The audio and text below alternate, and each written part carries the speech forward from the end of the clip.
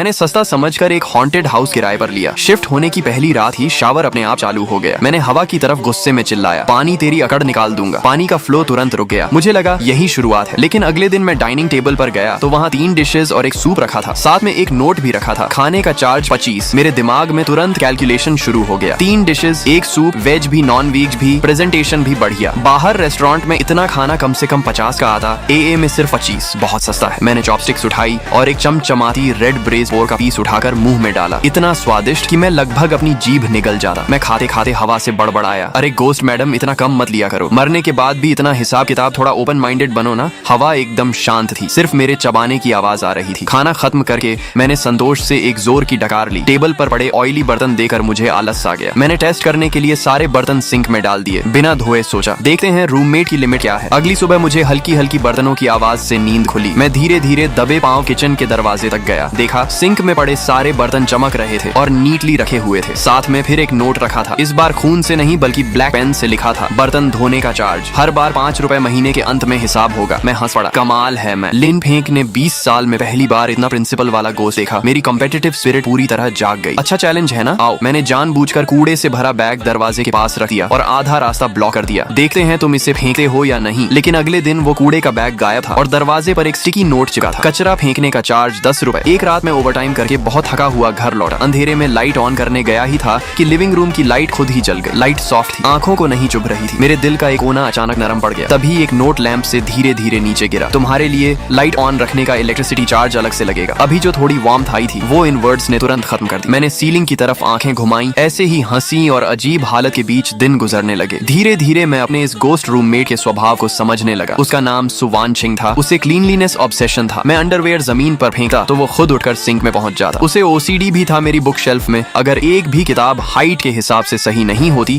तो अगले दिन सब परफेक्टली अरेंज्ड मिलती। वो खाना बहुत अच्छा बनाती थी लेकिन क्रिटिसिज्म बिल्कुल पसंद नहीं करती थी। मैंने एक बार कहा खाना नमकीन है तो उसने लगातार 3 दिन तक मुझे सिर्फ बॉइल्ड टोफू खिलाया। वो बहुत शार्प टंग वाली भी थी। मैंने एक बार सेल से शर्ट खरीदी और मिरर के सामने ट्राई किया तो मिरर पर पानी की भाप से धीरे धीरे वर्ड्स उभरे, तुम्हारा टेस्ट खराब है, तुम्हारा स्टाइल खराब है और तुम्हारा वॉलेट उससे भी खराब है। मैं गुस्से में उछल पड़ा और हवा की तरफ चिल्लाया, तुम्हें क्या मरने के बाद भी AA करने वाली कंजूस। फिर मिरर पर वर्ड्स बदल कर आ गए, सेम टू यू। धीरे धीरे मैं उसकी प्रेजेंस का आदी हो गया, यहाँ तक कि थोड़ा एंजॉय भी करने लगा। कम से कम अब मुझे इंस्टेंट नूडल्स नहीं खाने पड़े। कम से कम इस ठंडे बड़े शहर में कोई तो है जो मेरे लिए लाइट ऑन करता है, भले ही उसका भी चार्ज लेता हो। उस दिन मेरा इकलौता दोस्त जीबो शाओ मुझसे मिलने आया। मैंने पहले ही सुवान सिंह को बता दिया था। जैसे ही वो अंदर आया, टीवी जो गन फाइट मूवी चला रहा था अचानक फाइनेंस चैनल पर स्विच हो गया। जीबो शाओ डर के मारे कांप गया, रिमोट कहाँ है ये, अचानक चैनल कैसे बदल गया। मैंने बिना एक्सप्रेशन बदले चैनल वापस कर दिया। हम